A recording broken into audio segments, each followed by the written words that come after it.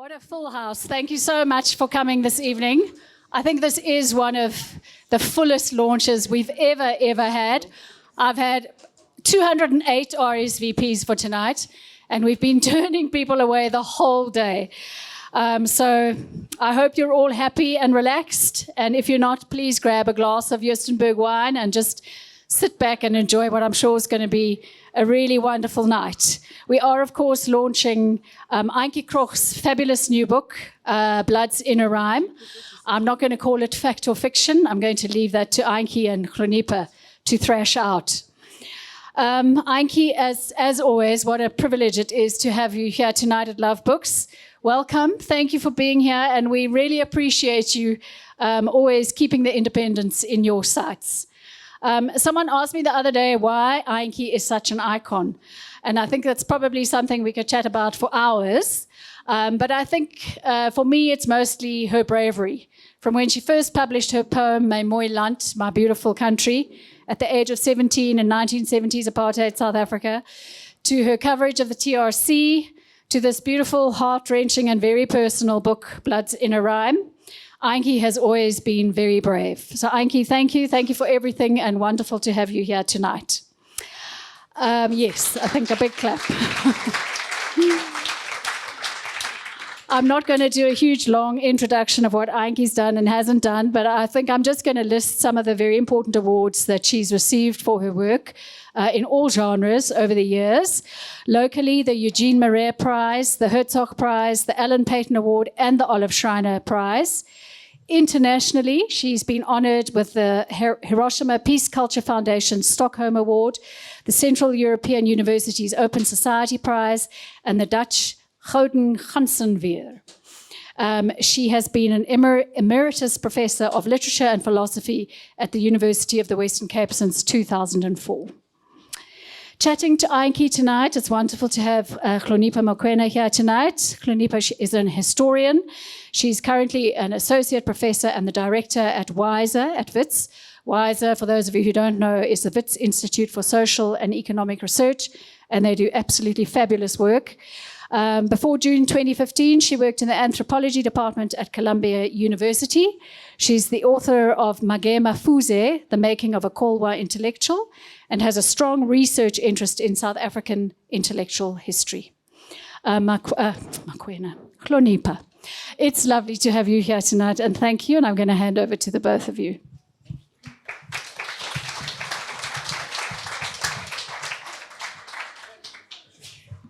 Thank you so much for that warm welcome. I just want to give the audience a little picture of you many years ago when I was doing my PhD, because you and I met for the first time in Andre du Toit's kitchen. Yes. We were invited for dinner. And Andre he was my supervisor at WITS, and he used to just sort of slip and say, "Oh, Antjie Krog is coming for dinner tonight. Do you want to come?" And I'd be like, "Why not?" So I think I have this image in my head of the first time that I met you. And so it's an honor for me to be having this conversation with you. I have to say, Andre du Toit also assisted me at the South Afrikaan in writing academic articles. And when he advised me, I could do nothing with it. The fact that you could do a PhD under him, good for you. You are. I like that. In fact, I've kept all his corrections, just in case I ever need to show the receipts. So I have kept all his corrections. He used to literally draw through my prose. I want to start with poetry. So I know that this book is about a lot of things, and we're going to try and unpack as many of those things, and with the fan as well. So forgive me if I suddenly open my fan. So we have a lot of things to unpack, but I want to start talk about poetry. Specifically, it seems that you were looking through the archive of your mind, as it were, trying to find the poem that you maybe think made you a poet, or the poem that tilted you in a particular direction in your poetry. I was interested in Elizabeth Abers, for example. What is it? Die Gedichte van 'n Huisvrou. I mean, I'm not, when I did Afrikaans in school, we were not even reading Elizabeth Abers anymore. But it seems to me that there is a sort of quaintness to her poetry that maybe you try and bring out as well in this book. So I'm just going to pick one of the poets that you discuss. I mean, what is it about poetry that you wanted to say in this book? What is it about the life of the poet that you wanted to bring out in this book? The strongest link between myself and my mother was poetry. From a very young age, there's a piece in the book where she would come in with wood and then would say,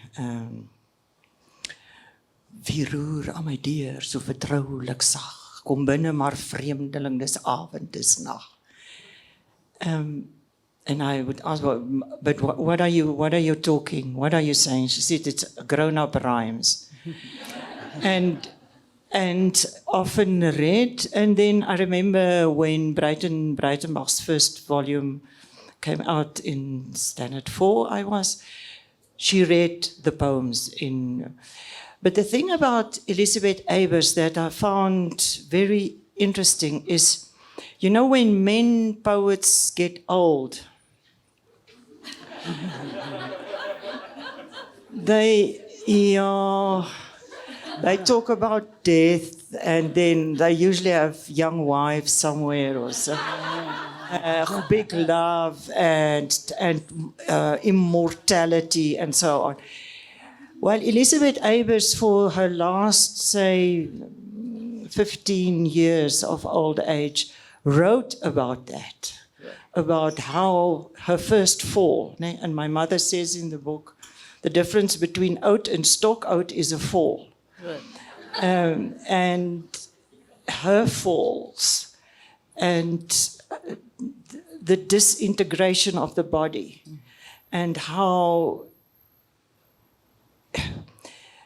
it's in a way degrading, and then in the poems she turns it into something else. Actually something honorable to live by is to live with old age and illness. So I found her a very good poet to exchange with my mother. Say, well, don't feel so bad because Elizabeth Abers is saying this and this and that. Right. So you think that Elizabeth Abers is more of your mother's generation? So I'm also interested in the intergenerational stories here. The sort of passing on of the baton, as it were, from one poet to another. And the sense that you imagine that Abers spoke more to your mother's generation than to your generation. Hey, but I'm already there, ne? She's speaking to me as well. yeah.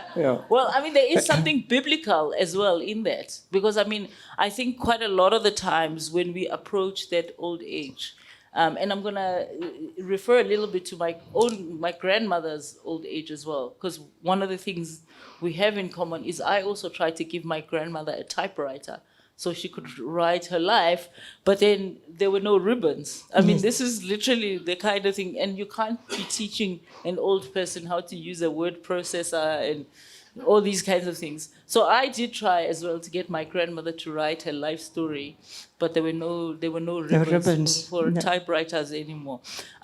So I'm thinking here about this idea that somehow when you reach that stage of your life, you either are sardonic and cynical and sarcastic about it, and I think your mother in her letters does that, but then there's also this biblical, theological thing that opens up as well, this meditation, this meditative mood, because if you look at the technical descriptions, the way that the nurses and the carers describe caring for an elderly person, it's all about pills and bowel movements and food, but from their perspective, that's not what is happening to them at all.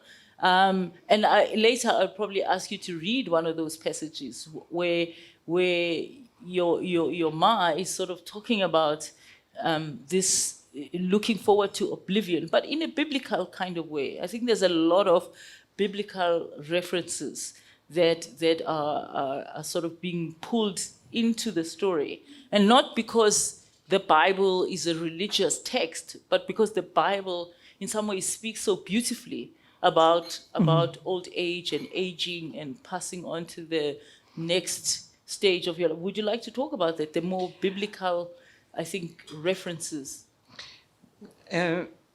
Yes, she loved, of course, the Psalms and David and Jonathan, and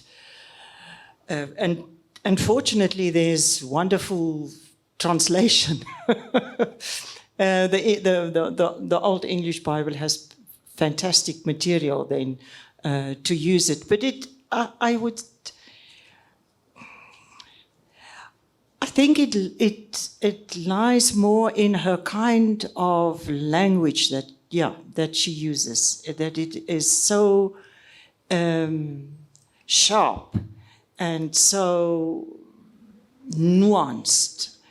And she regrets the fact that people don't use that kind of language anymore in conversation. She says at one stage, the only word my children know is kak. Alles is kak. Government is kak. Die kerk is kak. Alles. And my grandchildren just said, whatever. That no one is having a conversation actually anymore in a nuanced way. I have here a piece.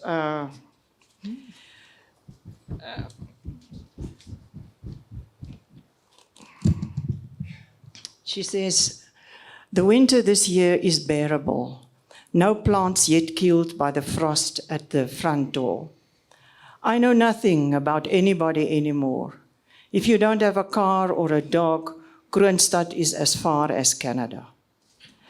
How many carers do I have? Thick ones and thin ones, day ones and night ones. I can go to church again, as there is a nurse. First with a white nurse, but with her hands spraying up in the air and loud hallelujah shouting, she made it look as if she needed extra courage to care for the heretical elderly vampire next to her. So Victoria and I now sit more to the back, and she has such a beautiful voice that it feels God's compassion could perhaps reach here. It is not easy to have someone with you day in and day out, who cooks the food she likes, dresses you in clothes she likes, and combs your hair with a parting where she wants. It's upsetting to see how some of them wade with open covetousness through my clothes, then delightfully choose an extravagant item that I last wore at Annetjie's wedding 30 years ago. After your father's death, I stopped wearing bust bodices. An old woman's teats and stomach are anyway a single gnarl. But no, now I have to strap one on every morning, no matter how sagging and full of holes. And I, who have never cared how I looked, sit in the chair at the television by 9 on a Monday morning, dressed up like a churchgoer who was forgotten by the church shuttle. And then the cataract in my right eye is going to be done here locally on the 7th of April for about 20,000 rand. Can't imagine anything more useless because my left eye is still fine. I've always believed that reading gives you access to different larger worlds, but these days that larger world is so overwhelming. And then she says, my dear offspring, I'm living in my last cleavings. Thank God for a Bible that I've marked faithfully over the years. For I am poor and needy, and my heart is wounded within me. I'm gone like a shadow when it lengthens. I'm shaken off like a locust. My knees are weak through fasting, and my flesh is feeble from lack of fatness. I'm weary of groaning. I will both lie down in peace and sleep. And then I remember David's lamentation and think of this country, how the mighty have fallen in the midst of the battle. Jonathan was slain in your high places. I'm distressed for you, my brother Jonathan. You have been very pleasant to me. Your love was wonderful, surpassing the love of women. How the mighty have fallen, and the weapons of war perished. Sure. Yeah, there's a lot there. Okay, so the one other thing that I can say we have in common, my mom trained as a librarian. So even as a young child, she would take me to the teachers' college, and I would pick whatever book that I wanted to read. And she never put caution on any of the books. She never said, oh, aren't you a bit too young for D.H. Lawrence or whatever? I would just pick whatever books were on the shelves and go and read them. And so it seems that you also had the same literary kind of relationship with your mother. There's a way in which that you inhabited her words before you formed your own. I mean, is that how you would characterize that relationship, that you were curious about the way that she was using words before you even thought about forming your own words? Yeah, I have to say, you would go to town with her and then you come back and then she tells my father what happened in town and he's like, yeah, I also saw it, but yeah, I haven't. So you realize that there's an eye picking up things, particular things, but then there's an ability to find the correct language for it. Yeah. So that's in the telling. But in the making of literature, it is the reading. It's also that you start too young to read maybe too heavy books, but you read them and you pick up a lot of how a story is made, how nuanced is brought in, and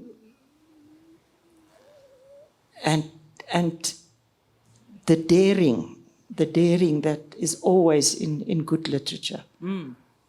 So that daring is where you think that this foundation of a mother-daughter relationship, because again, I must tell you that when I was reading that section in which you talk about how literature lacks a mother-daughter, I was thinking again like D.H. Lawrence, Sons and Lovers, and all the novels that I read as a child focus, let's say, on the relationship between a son and a mother, a son and the father, but never the mother-mother relationship.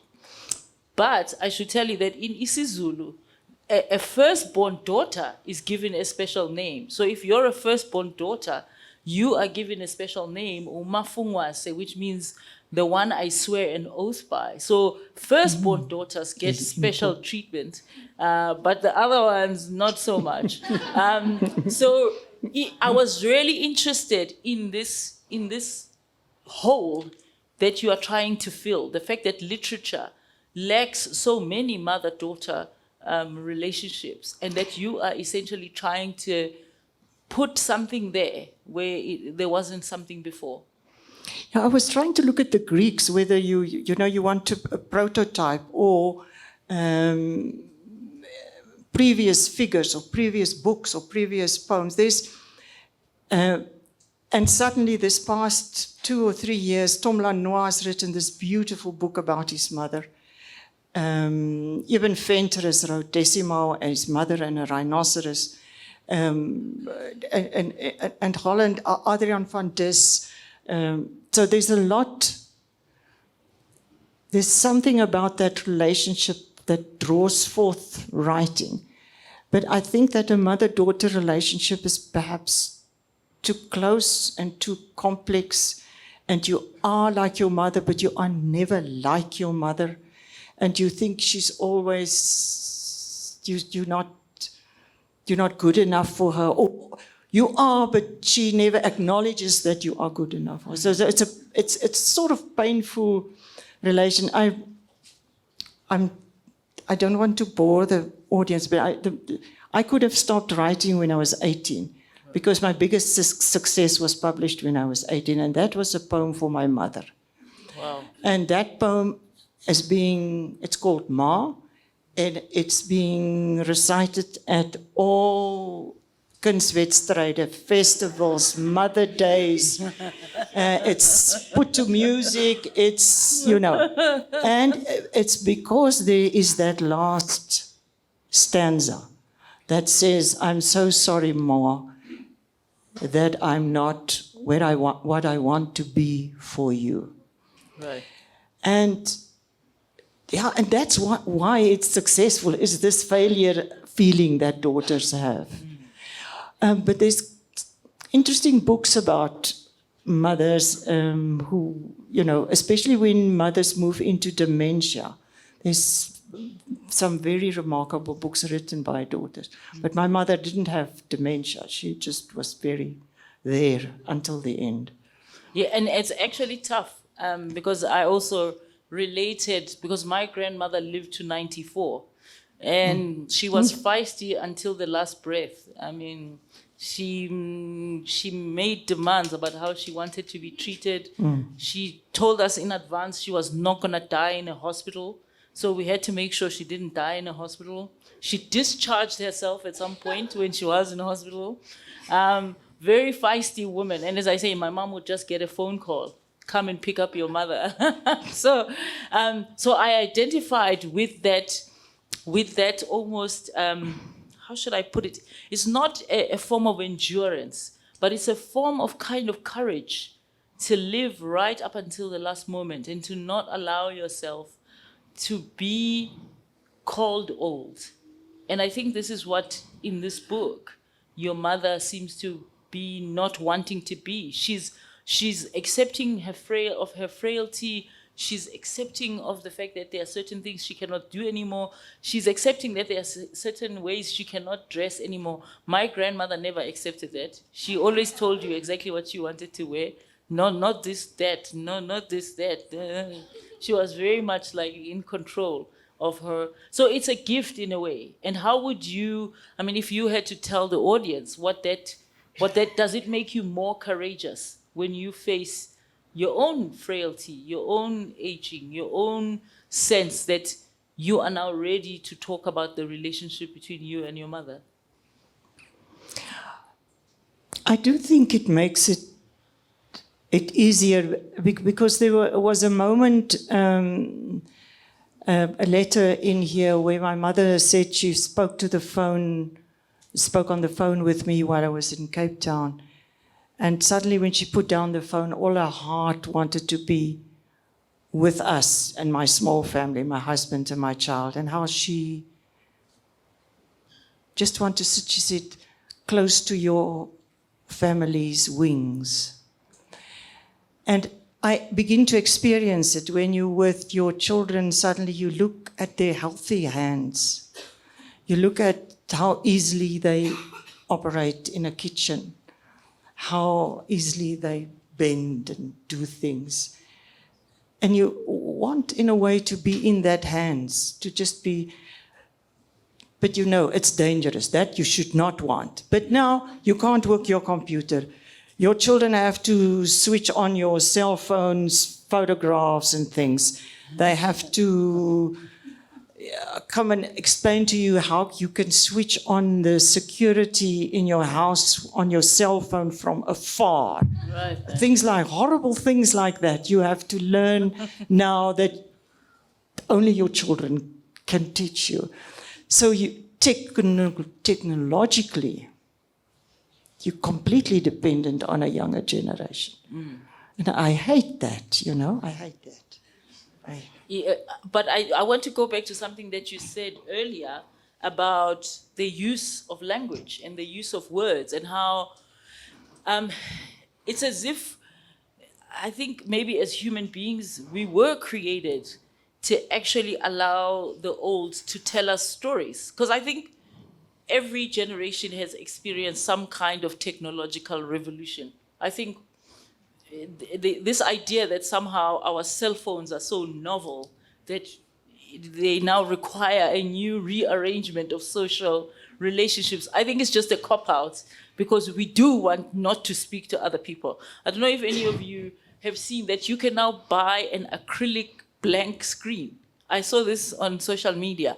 if you are trying to give up your cell phone, but you still want to look like you are busy on your cell phone, you just carry this little acrylic thing that looks like a cell phone, and you press on it as if you are pressing on a cell phone. So you do all the things that you do on a cell phone, but it's completely blank. There's nothing on it. So I mean, this shows that we are craving some kind of connection, but we don't know how to do it. And I think part of it is about language, because I can also say that the one thing that I learned from my grandparents, because my grandparents raised me, was language. That they didn't sit you down and say, look on the screen here, look at this moving dot across the screen, what is it doing? Instead, they would tell you stories. And the one thing that our machines can't do is tell us stories.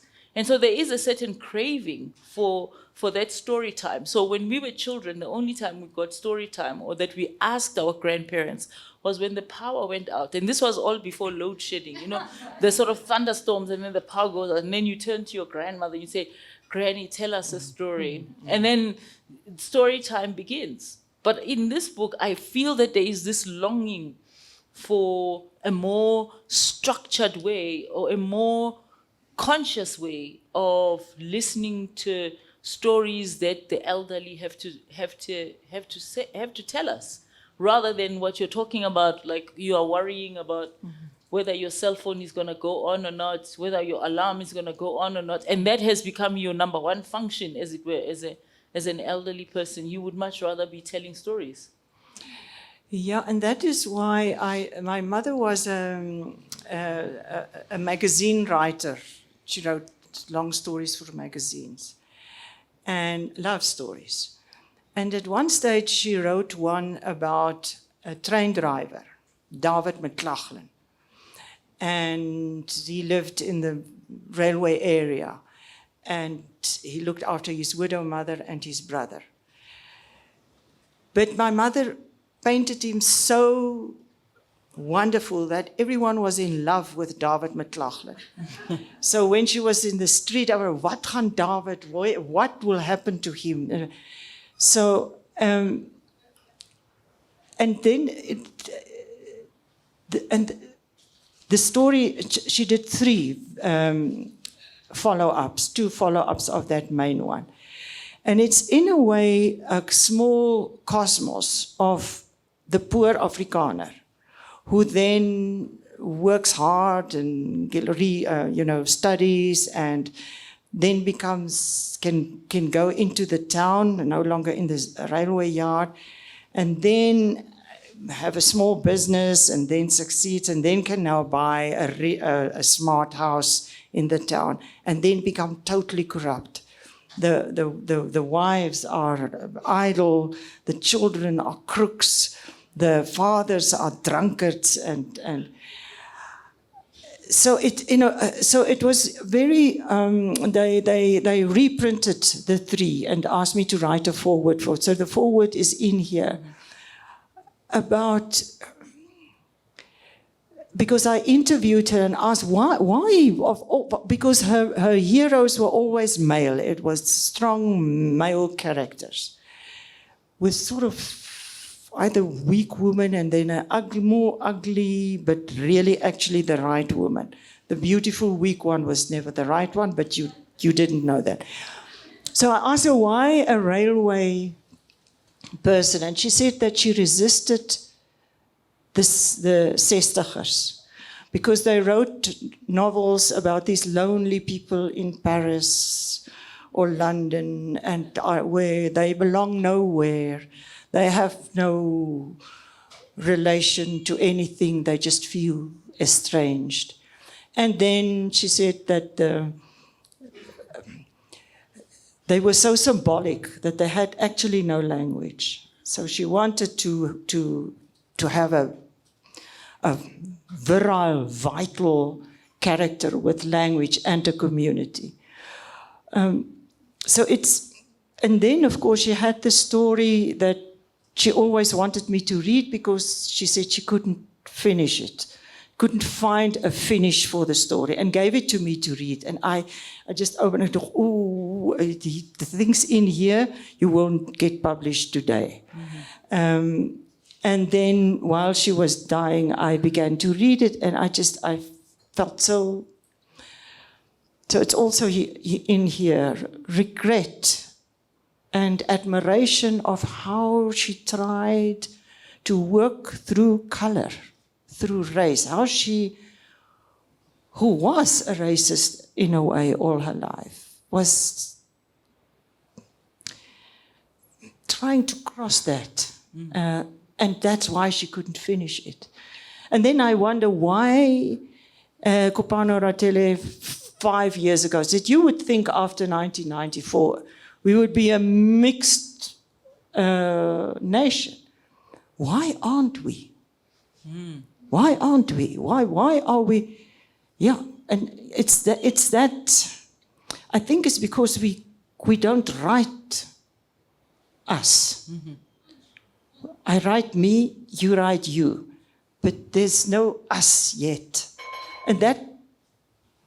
Yeah, then we live that. I actually was going to ask you that question because of the epigraphs that you chose at the end of the book.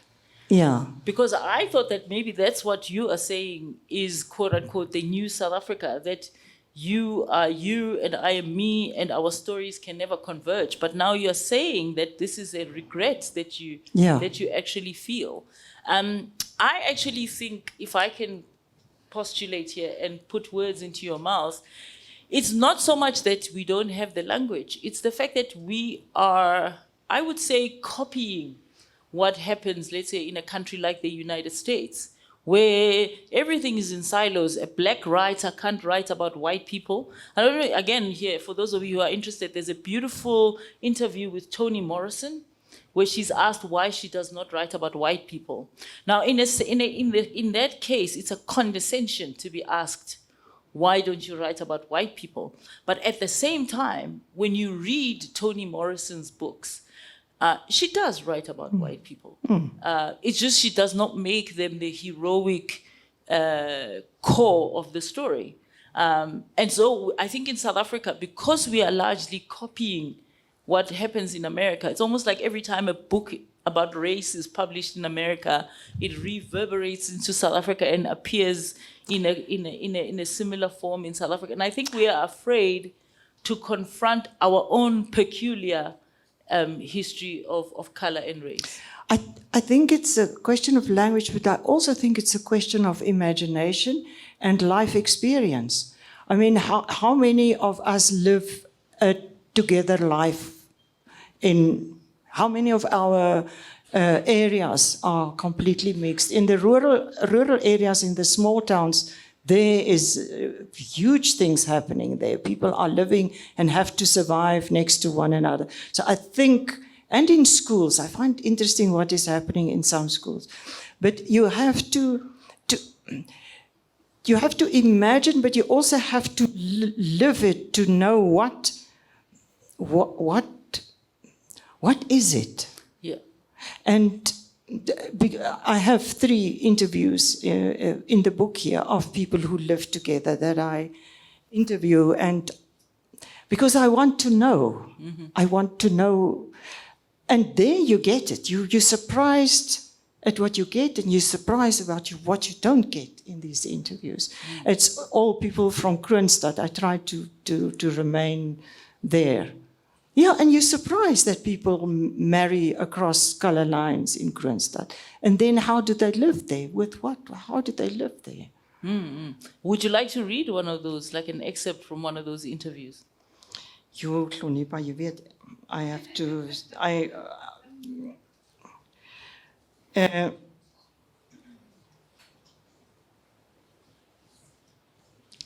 it would take me too long. Hey? Okay, no, I didn't mean to take you by surprise. Yeah, to find it, yeah.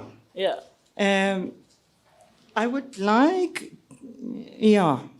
while we talked about old age, I just want to read a piece. It's what my mother writes about old age.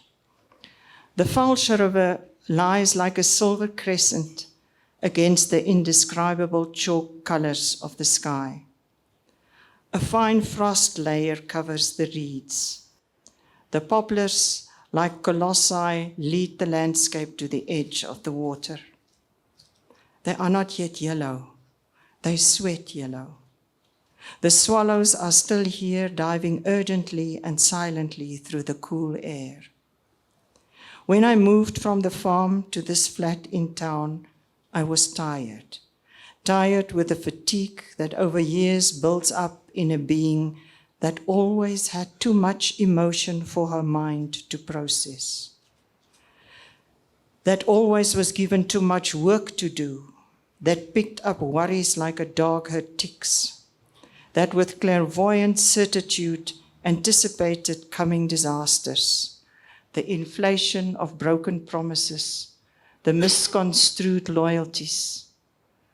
I have remained true to everything that was most dear to me, which I've wrestled together by myself. People, animals, buildings, felt.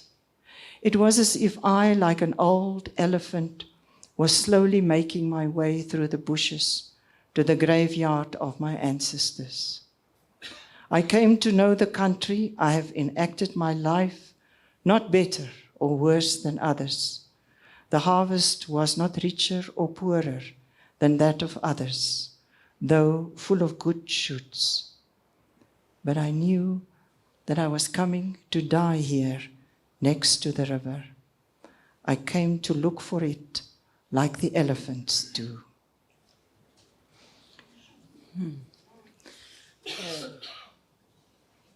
And then, of course, there is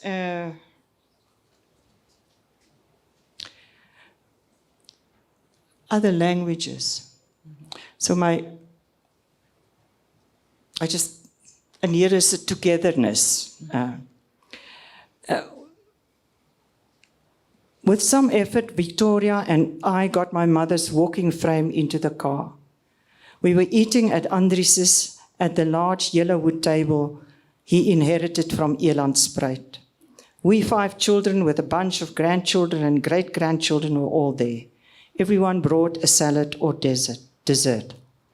My mother's son's bride outside while Elena and I sat chatting with her and Victoria in the TV room. Suddenly, my mother jerked forwards and backwards in her chair. Victoria frowned. "See," said my mother, "this is what happens when you're old. You are parked somewhere among feeble conversations while the real living happens elsewhere." We sat astonished. I heard my brothers and others' laughter at the fire outside. "Ma, you are not alone." I was suddenly very irritated. "And this is not a feeble conversation. We are discussing your next birthday. But why don't you admit you'd prefer being with your boys?" "Get off your high horse. My boys are funny. Here they laugh. They tell stories about their lives, about the farm. They are convivial." But of course, when we got my mother shuffling outside into the wind by the fire, the meat was just done and everybody moved inside to the table. Amid the laughter and dishing up, I became aware of Victoria sitting next to my mother, cutting her food into small bites, her hand on my mother's shoulder when she drank water, and it hit like a punch in the guts. This was the very first time that I saw our Elandspruit family together like this with a black person amid us. I looked around, but everybody was clearly used to it. At one point, the discussion turned to a former neighbor. "But you have to remember that he has a Sesotho name, and his Sesotho name was Hlonipo," said Hendrik, "and that means small head." Suddenly, Victoria burst out laughing. "We knew him in the location. He always came to sell sheep before Christmas, but we also gave him another name." And there the conversation between her and my brothers continued in Sesotho, and they laughed. And I suddenly felt how my body filled up like the biblical cup with oil, how it runneth over. Okay, so I don't think I need to ask you the question that perhaps comes out of that is, who are the Afrikaners today? in the way that you describe in the book. But I think I'll leave that for the audience. I think we've been talking enough. So I think we should have a Q&A and have the audience ask you questions. But if we have time, I think we should return to that question of what does Afrikanerdom and Afrikanerness mean today. And as you sit here, sort of reliving these memories, and as I say, this question of race and the imagination, I would be interested in hearing your thoughts more. But let's take questions from the audience. I think you've all been sitting patiently, and thank you so much. You've given us so much of your. Nobody has taken out their device. So that means that, except to take photos.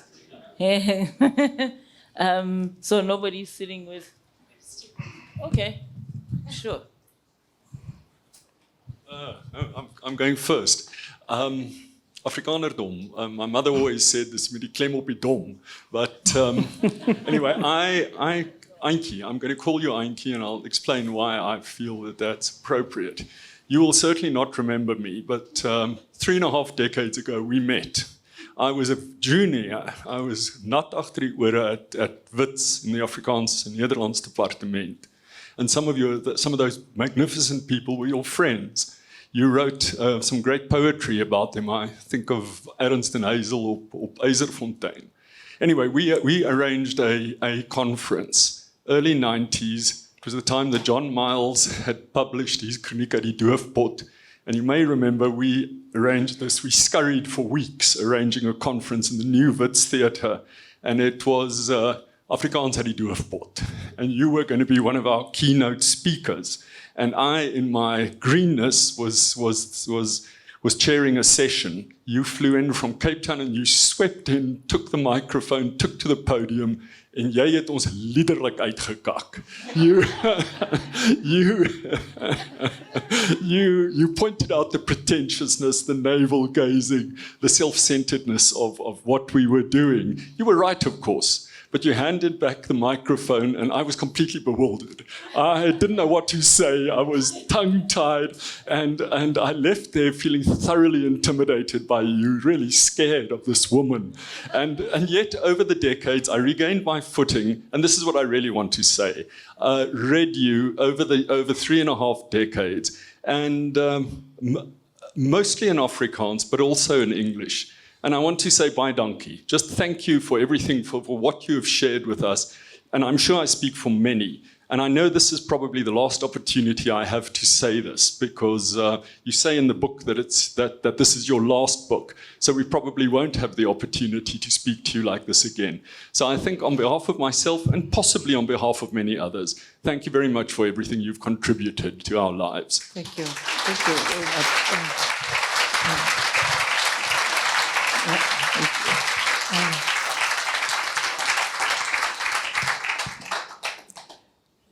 I actually wonder how many people sitting here have family members overseas.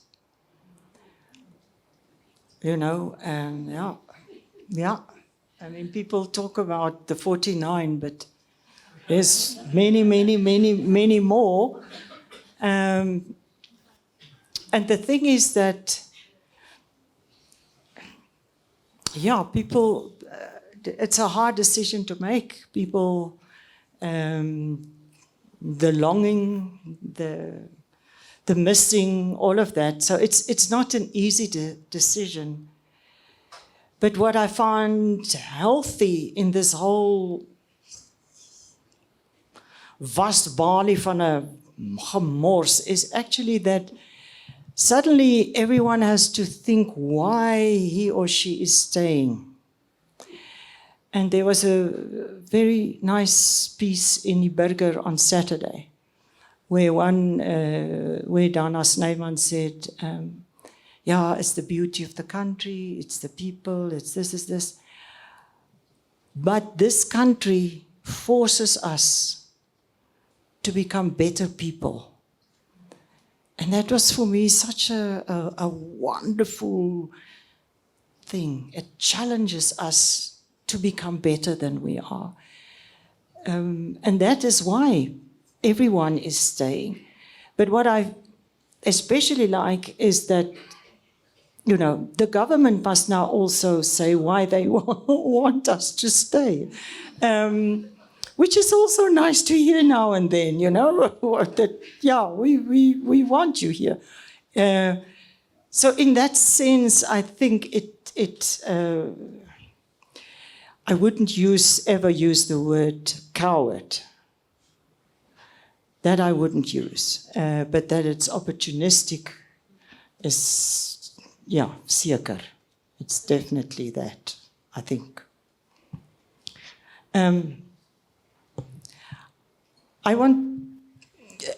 This book is not a praise song for my mother or for Afrikaners. I deal with Verwoerd's funeral, for example. My mother, as a right-wing person, were given 2 handmade tapes of Verwoerd's funeral and a bunch of pecan nuts. And that is a sign you are one of us. We know our cause is with you. So when I go and visit her, she says, will I play this for her? And I can't work her machine as well, her tape recorder. And so I pull in the car in the garage and we open it and then I start playing it. And it's, I don't know, just the people as old as me, but if they say, ons begrawe vandag een van ons grootstes. That cold sweat of that male authoritarian voice is just, you know, you don't know how you survived it. But there it is. So it's not a praise song for it, and it's also not for the Afrikaner. I think I'm trying to write a togetherness, because a big part of the story is also Victoria, and the immense wisdom she had while an influence on the whole family. Caring for my mother. And maybe that is a small beginning. And you talked about that the young generation that young black generation is looking after the old white dying population, which is so. But I'm wondering whether we do appreciate so much of the kindness and the problems. You must hear her story of what is hard for her. In this whole interaction. I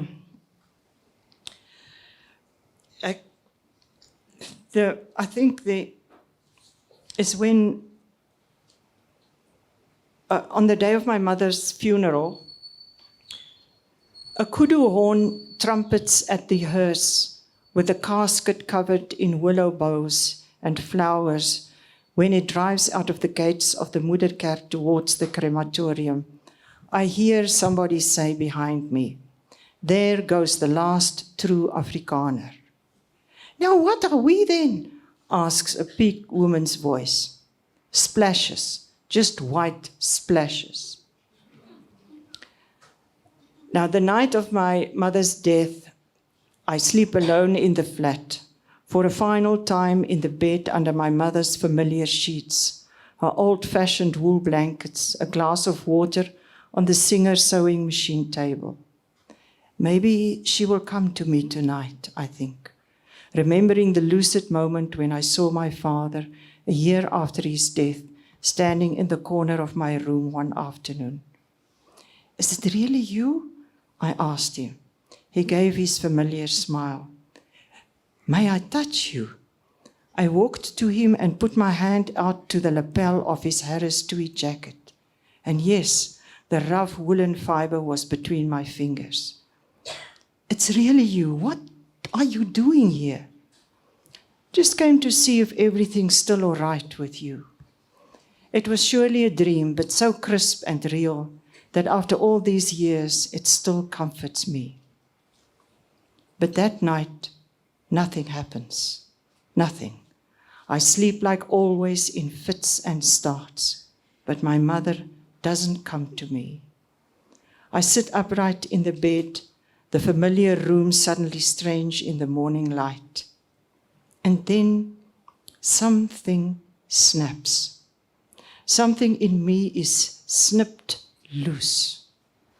A splash, wings suddenly all kinds of colors. And abruptly, there it is, in my bent, it high summers with endings, with spaces. So in a way, it's to get loose from that inner rhyme, to break free from that inner rhyme with all its power and its magic and its horror. It's to become something here.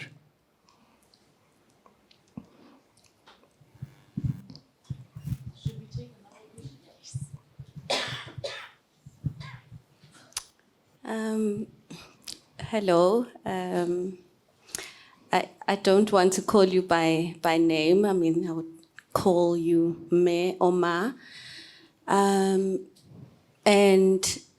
I think I have one question and perhaps a reflection on, I mean, I'm Black, I'm Zulu, I've read some of your work, and I would just like to get a glimpse of how you manage to capture multiple imaginaries, Black imaginaries, people like me, engaging with your work, for one, and then also appreciating the sharing that you've done today about these very vulnerable aspects of your private life and your mom's life, which I think is not an easy thing to do. So I really, really want to appreciate that.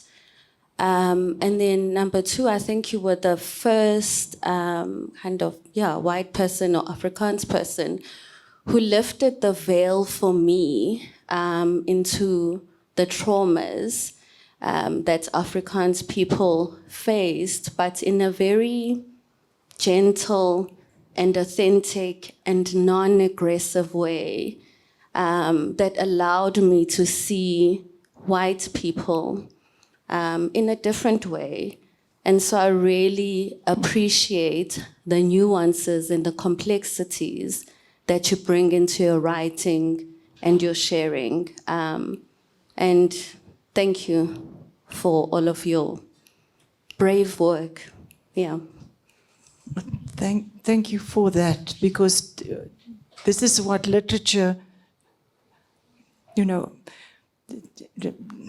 we should know one another's stories. We should read one another's vulnerabilities. But because we don't live together, and imagination is not enough. I mean, I remember I asked a very famous writer, how can you imagine you're a slave, young slave girl, you're a man, says the imagination. I believe in the imagination. Imagination is not enough. You have to live that life. You have to do your research. There must come something from, because it's not what you think. And your imagination only imagines that what you know. So the moment that there's, several writers have Black characters in it, but it's white people with black hair and black skin. And then I think, okay, but why do I think? What is Black people then different? And the same, I won't know, but there's books with white characters, and I think, nee, hier, dis nie wit mense nie. So we have to know one another intimately. And so that's why my fascination with people who do marry and have a life and have children is what is happening there. because that's where it will start. So another question that I have, and I'm basing this on my own, a little bit of my own experience. Basing this on my own, because I did my A-levels in the UK, and I want to write that story, but I don't think that anyone in South Africa wants to hear about what it felt to be in a very, very posh school. In fact, my mom found the school photograph the other day, and she took it out and she said, "Oh, we found your school photograph from Dean Close." And the first thing that I said to my mom was like, yeah, where the dog is the center of the entire... We were told, even before we got in line for the photograph, that the headmaster's dog had to be fetched because it had to be in the middle of the photograph. So when we opened the photo, my mom immediately says, "Where's the dog?" She doesn't even care where her daughter is in the picture. She wants to see the dog. And I was like, there it is. So, I mean, I think... You make a mistake, you must write it. You must write it. I think people would just be like, oh... Yeah. No. We don't want to hear from black snobs. We want to hear real black you see, people. But that's also have become a problem. Is that there's stereotypes or tropes. Yeah. You know, it must have this. It must have this. It must be poor. Yeah, and it's not so. I mean, it's not so. So this is exactly why, one of the reasons why I always resist writing autobiographical, because then, as I say, I'll just sound like a clever black, as Jacob Zuma called us. And I don't think South Africa maybe is not ready for Come that. on, Hlonipo. I just wanted You let yourself be intimidated by Jacob Zuma? No, come on. I'd love to be a clever black. Yeah, so I'm just telling you that so that maybe you can anticipate it when it comes out, because there is a story there, especially, and as I say, a lot of young black South Africans who end up in these the unlikeliest spaces of quote unquote, and I don't even like to use the term whiteness, but in my school, literally, you have to look for me as a black person in that school picture, like scan the picture, because everyone is just white and it's just my brown face in the middle of, and that experience alone, one can write entire books about, but it's like, do people really want to hear that story, or do they just think, oh no. No. Yeah, so I'm just putting in my 2 cents. Someone said to me once, you can ask what is an Afrikaner, or you can ask what is a white person. But it's the people who are not Afrikaners who will tell you what an Afrikaner is, or will say this is an Afrikaner. It's someone who is black that will tell you how's white people. You don't yourself know. It is through the eyes of black people and that's why that other one is saying it makes us better people. It's because you start seeing yourself through other eyes, not other white eyes, but other eyes. So, I mean, every single narrative where we are together, it's just must be something very precious. Any more questions? I think we have a big enough audience to allow for a few more questions. Are you still happy to take more questions?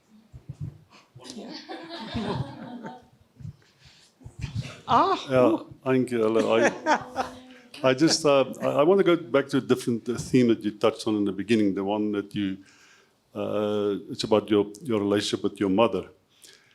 And somebody one day asked me, what do you want to be remembered for? I said that my children loved me to the end. And then as I grew older, I realized they don't love me to the end.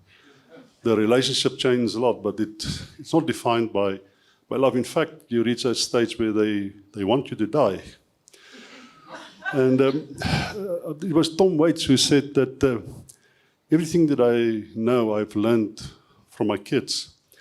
And I always wonder why it is so hard for my generation, and probably for yours too, to accept that you reach a point now, where things have changed so much, that we're learning more from our kids than they probably learn from us. And some of you say, well, when they teach you technology, but it goes a bit further than that. It is hard for us to learn from our children. And with the new knowledge, they also acquire a degree of wisdom. And we resist that too, sometimes. And I think it's unfair to put you on the spot and ask you, what would your daughter say today? But it is a question that I always think, I dare not ask my children because I fear the answer. You will not believe what I tell you now. My daughter works for Huisgenoot. So the editor of Huisgenoot asked my daughter to respond to the book and interview me. So you can read in the Huisgenoot what I learned from my daughter.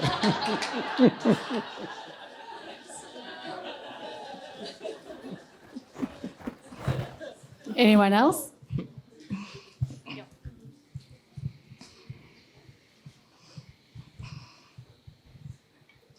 I would just first like to say I don't think that poem in your teens is your most glorious work. I think you're actually in the Afrikaans community and the broader South African community.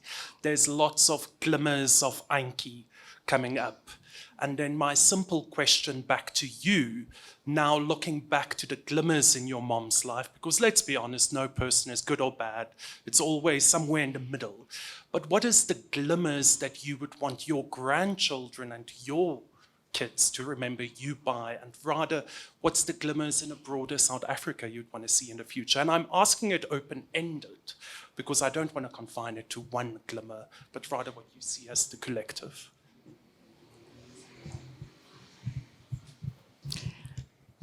I just have one enormous desire, and that is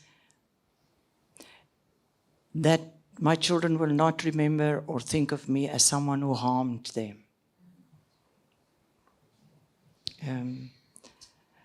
Yeah. Yeah, I think it's a glimmer.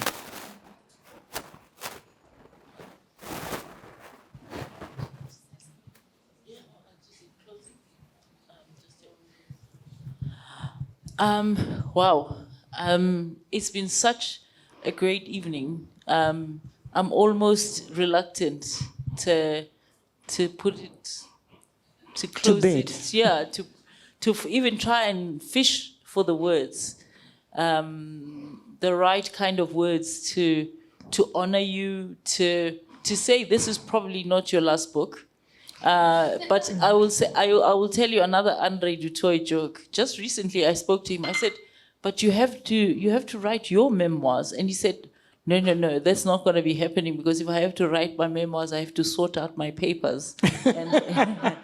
And so maybe that's the problem here, is that you don't want to sort out your papers, and you are going through this unpacking. I'm not putting you on the spot, no. But I just wanted to say to you that it's been such an honor, and the audience, the attention that the audience has given you shows the esteem in which everyone in this room holds you, and it was such a gift to be able to read this book.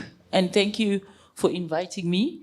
And thank you for just this unbelievable conversation that I'm sure will continue for many more days to come. Thank you so much, Antjie, and I really appreciate it.